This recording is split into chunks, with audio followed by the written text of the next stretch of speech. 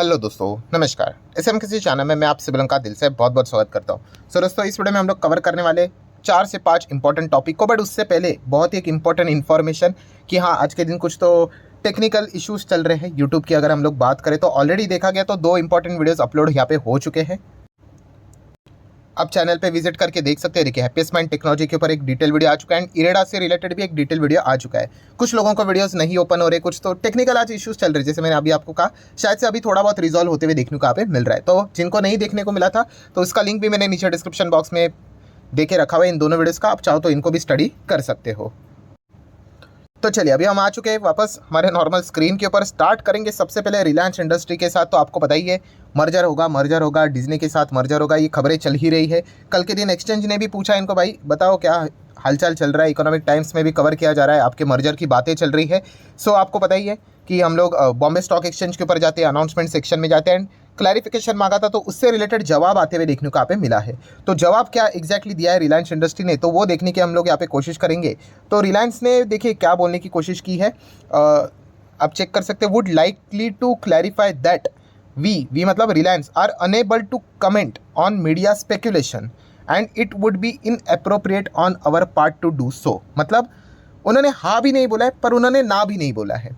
ठीक है, मतलब अगर मैं बिटवीन द लाइन्स रीड करने की कोशिश करूं, मतलब देखा गया तो निगोशिएशन अभी भी जारी है, आप ऐसा कह सकते हो। देखिए, ये जो चीज़ें होती हैं ना, रिलायंस एंड मान लीजिए डिज्नी, इनके साथ बातचीत जारी होगी, चालू होंगी, डेफिनेटली होगी। हाँ, एक ही चीज़ के चलते ये बातचीत हम लोग को रुकते हुए देखने को मिल जाती है। किस चीज़ के चलते?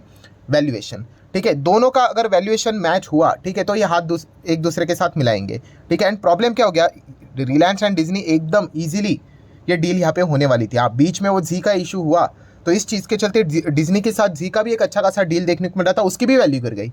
तो रिलायंस तो भाई इसका फायदा उठाएगा। तो उन्होंने बोला भाई हम तो 51% अभी स्टेक नहीं, हम तो 61% चाहते हैं करके। ये उन्होंने खुद से नहीं बोला है रिलायंस ने, मैं जस्ट आपको एक बता रहा हूँ, ऐसा डेफिनेटली हुआ होगा क्योंकि उनकी भी वैल्यूएशन गिर जाती है ना। तो यही चीज़ें फिलहाल तो चलते हुए देखने को मिल रही है। मतलब अभी तक ऑफिशियल अनाउंसमेंट तो नहीं है, बट हाँ, उन्होंने ऐसा डिनाई नहीं किया है। कभी कभी बोलते हैं ना, अरे भाई ये तो पूरा फेक ही है करके, तो ऐसा उन्होंने नहीं बोला है। सो डेफिनेटली बातचीत यहाँ पे जारी होंगी। अगर सक्सेसफुल हुआ तो धमाका हो जाएगा, मतलब अनाउंसमेंट हो जाएगा। अगर नहीं हुआ तो बोल देंगे कि भाई ऐसा कुछ था ही नहीं करके, ठीक है, रिपोर्ट फेक था करके। ऐसी भी चीज़ें यहाँ पे चलती रहती है। फाइन, आ जाते हैं नेक्स्ट इंपॉर्टेंट पॉइंट की और वो है रेलटेल। ठीक है, कल के दिन जैसे कि आपको मैंने बताया था, रेलवे से related prime minister Narendra Modi ji ने जो भी बातें बोली थी उनमें इसमें मैक्सिमम चीज़ें ऑलरेडी हम लोग को पता थी। हाँ, जस्ट उसका ओपनिंग सेरेमनी कल हम लोग को होते हुए देखने को मिला था। तो मैक्सिमम किसी स्टॉक में, रेलवे स्टॉक्स में इतना कुछ खास परफॉर्मेंस देखने को नहीं मिला एक्सेप्ट रेलटेल। हाँ, बीएमएल में भी अच्छी तेजी देखने को मिली, बट बीएमएल में और भी सारी चीज़ें, बिजनेसेस देखने को मिल जाते। तो रेलटेल ने आज के दिन 10-10.25% की अच्छी तेजी यहाँ पे दिखाई है। सो आपको बताइए, हम लोग यूजुअली रेलवेज में 5 ही कंपनीज को स्टडी करने की कोशिश ज़्यादा से ज़्यादा यहाँ पे करते। इसका अर्थ ये भी नहीं कि बाकी के जो कंपनी है वो खराब है या फिर कोई गड़बड़ है, ऐसा बिल्कुल भी नहीं। हर किसी का अपना अपना तरीका होता है। तो मैंने इसके पीछे का लॉजिक पहले आप लोगों को 2-3 साल पहले मतलब यहाँ पे बताया था कि कैसे यहाँ पे, मतलब अगर रेलवे सेक्टर अगर ग्रो होगा तो इन 5 कंपनीज के थ्रू ही हम लोग को मैक्सिमम वो ग्रोथ देखने को यहाँ पे मिल सकती है। ठीक है, वो एग्जांपल आपको याद भी होगा। अगर मान लीजिए अगर ए स्टेट में रेलवे है, बी स्टेट में अगर नहीं है, तो वहाँ पे अगर आपको जाना है तो पहले तो आपको पटरी डालनी पड़ेगी। ठीक है, देन इलेक्ट्रिफिकेशन करना पड़ेगा, फिर वहाँ पे स्टेशन बिल्ड करना पड़ेगा, नेटवर्किंग बिल्ड करनी पड़ेगी एंड फिर रेलवे चलेगी। तो ये सारे जो बिजनेसेस है इन 5 कंपनीज में हम लोग को देखने को यहाँ पे मिल जाते हैं। कौन से 5? तो आपको बताइए, एक है आरवीएनएल, दूसरा है इरकॉन इंटरनेशनल, तीसरा है आईआरएफसी, ठीक है, चौथा है यही रेलटेल एंड 5 वाला आखिर में आ जाता है आईआरसीटीसी। ठीक है, सो ये हम उस हिसाब से स्टडी किए थे एंड इसमें अगर देखा गया तो रेलटेल का ही परफॉर्मेंस थोड़ा सा अभी तक कमज़ोर रहा है। कमज़ोर मतलब बाकी कंपनीज ने एकदम ही 400, 500, 600, 700, 800, 1000% के रिटर्न दिए, इसने कंपेरेटिवली 200-300% के रिटर्न दिए। दैट्स इट, इतनी ही सी बात है। सो नेक्स्ट अगर हम लोग बात करेंगे वोडाफोन आइडिया, तो आज के दिन 4-4.5% डाउन है। ठीक है, ट्रेडिंग वाला स्टॉक है। इन्वेस्टमेंट के हिसाब से अगर देखा गया, ट्रेडिंग समझते हैं ना, शॉर्ट टर्म के लिए एक पिक आ जाता है, उसमें लोग पैसा बनाते निकल जाते हैं। यहाँ पे ऐसा नहीं कि सालों साल बैठे रहोगे, तो सालों साल बैठने वाले ऐसे डायग्राम देखो, 5-5 साल में क्या हो गया है, 10% का लॉस। सालों साल बैठने वाले ऐसे नीचे ही जा चुका है, क्योंकि बिजनेस की पूरी यहाँ पे बैंड बजते हुए देखने को मिल चुके हैं। अभी वोडाफोन आइडिया से रिलेटेड बोर्ड मीटिंग थी, आपको पता ही है, एंड खबर सामने आते हुए देखने को मिली कि वोडाफोन आइडिया का जो बोर्ड है उन्होंने अप्रूवल दे दिया है फंड रेजिंग के लिए। कितना? 45,000 करोड़ का पैसा ये जुटाएंगे वाया इक्विटी एंड डेप्ट, एंड इसमें प्रमोटर भी पार्टिसिपेट करेंगे। क्या ये बड़ी बात है? ठीक है यार, बोर्ड तो अप्रूवल देगा ही देगा, ठीक है, बोर्ड अप्रूवल नहीं देगा तो फंड कहाँ से रेज होगा? तो प्रॉब्लम ये नहीं है फंड रेजिंग के लिए अप्रूवल देना, ये तो इसके पहले 10 बार अप्रूवल हो चुके हैं, ठीक है। कोई बड़ी बात नहीं है। बड़ी बात कब होगी? हाँ, सामने वाला प्लेयर पैसा डालने वाला चाहिए, ठीक है। हाँ, अगर ये एक देखने वाली बात है, अगर कोई पैसा नहीं डालता है तो ये लिखा है कि प्रमोटर पार्टिसिपेट कर सकते हैं। अभी पूरा पर प्रमोटर पार्टिसिपेट करेंगे, ये बात मुझे तो हजम यहाँ पे नहीं होती है। कोई दूसरा पार्टी अगर पार्टिसिपेट करेगा एंड अगर उसके साथ प्रमोटर आएंगे तो ठीक है, बट देखा गया तो भाई यही खबर चलती रहती है। इसके पहले भी जैसे मैंने बोला कि ये आज की बात नहीं है भाई, कब से सुन रहे हैं हम लोग, ये अप्रूवल देते रहते हैं।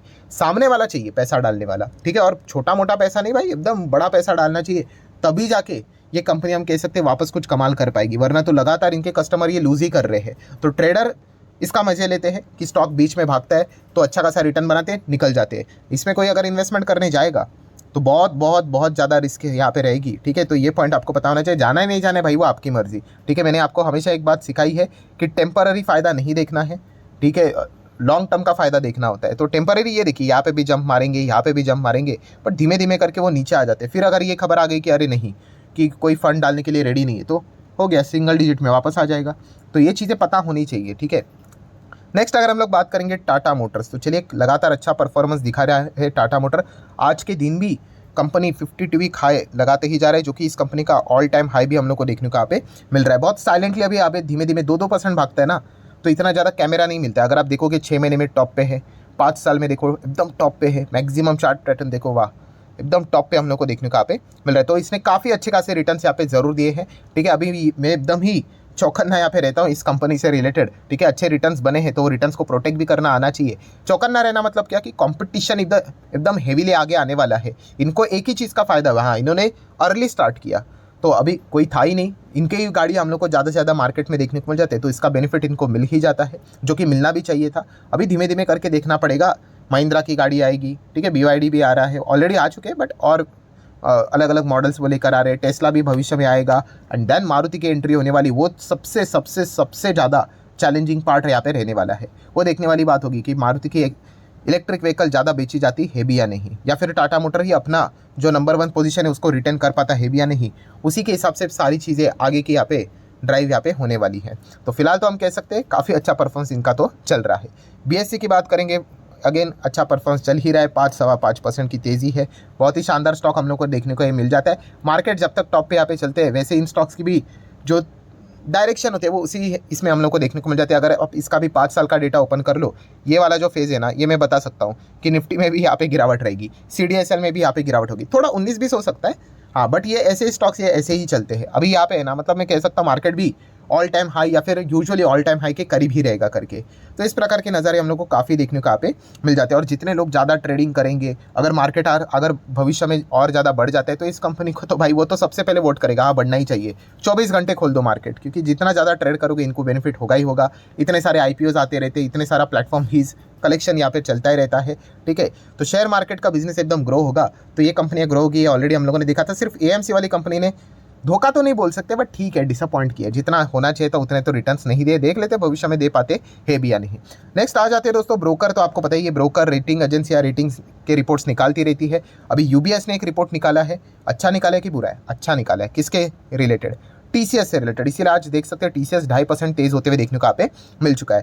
तो UBS ने क्या कर दिया भाई, TCS को अपग्रेड किया है, बोला है कि भाई बाय करके चलो। ये मैं नहीं कह रहा हूँ, UBS की रिपोर्ट है। ऐसे बहुत सारे इनके रिपोर्ट्स आते रहते हैं। इनकी रेवेन्यू की ग्रोथ काफ़ी अच्छी होगी, मार्जिन में इंप्रूवमेंट हम लोग को देखने को यहाँ पे मिल जाएगा।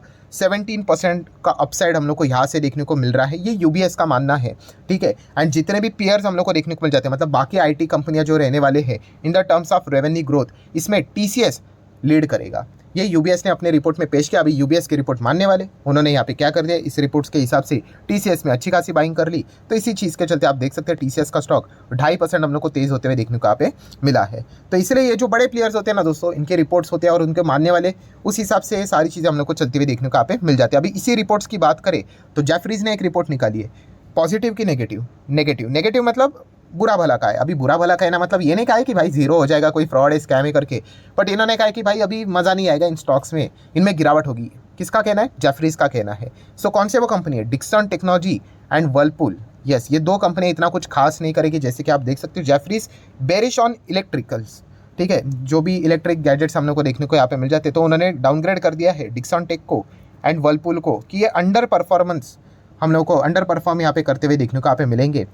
वैल्यूएशन एकदम ज़्यादा देखने को यहाँ पे मिल रहे हैं एंड इसी चीज़ के चलते कुछ खास परफॉर्मेंस देखने को यहाँ पे नहीं मिलेगा, ये उनका मानना है। डिक्सन की बात करें तो डिक्सन ने तो काफ़ी अच्छे रिटर्न्स दिए हैं। अगर हम लोग शॉर्ट टर्म की भी अगर बात करें, साल भर में तो डबल हो गया है, 5 साल में भी 1300% की रिटर्न है। बीच बीच में ऐसे 50-60% की गिरावटें दिखाते रहते हैं, फिर वापस कमबैक। कंपनी का बिजनेस अच्छा होगा तो कमबैक यहाँ पे हो ही जाता है। ठीक है, एकदम कमाल की कंपनी। इसको हम लोगों ने सबसे पहले 2500 पे स्टडी किया था, याद है कब किया था? हाँ, वो टिकटॉक बैन हुआ था, देन और भी कुछ तो ऐसी पबजी बैन हुआ था।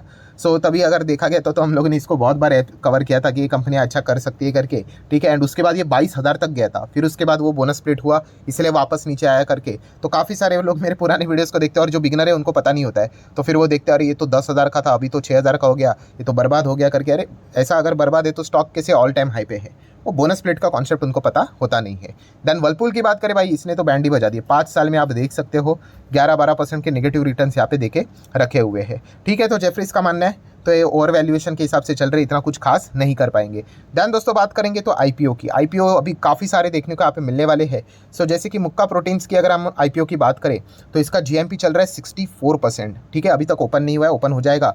देन अब अगर हम लोग यहाँ पे बात करें तो एक्सिकॉम की बात करें टेली सिस्टम की, तो बाप रे बाप 126% का आप यहाँ पे देख सकते हो दोस्तों जीएमपी हम लोग को देखने को मिल रहा है। अभी वीडियो कवर किया था तभी कितना था पता है? 60 था, नहीं 60 नहीं था, उसके पहले था वीडियो में 90% था और अभी 126। ऑब्वियसली ये चीज़ें बदलती रहती है, 100 के नीचे भी आ सकता है, बट भाई साहब जिनको आईपीओ लगेगा उनकी तो चांदी भी नहीं बोलना चाहिए, सोना प्लेटिनम जो बोल सकते हैं। अच्छा प्लेटिनम मत बोलो, प्लेटिनम इंडस्ट्री का आईपीओ यहाँ पे आ रहा है, वो भी अच्छा है, 57% जीएमपी फिलहाल तो दिखा रहा है। तो भाई एकदम एक साथ ही सारे के सारे आईपीओ यहाँ पे आ जाते हैं, तो काफ़ी सारे क्लैशेस हम लोग को देखने को मिलने वाले। इतना तो हम कह सकते हैं आईपीओ तो फुल्ली हम लोग को चलते हुए देखने को मिल रहे, बिकॉज इनके जीएमपी एकदम तगड़े देखने को यहाँ पे मिल रहे। तो काफ़ी सारे लोग लिस्टिंग गेन का फायदा उठाने के लिए डेफिनेटली आते हुए देखने को मिल ही जाएंगे।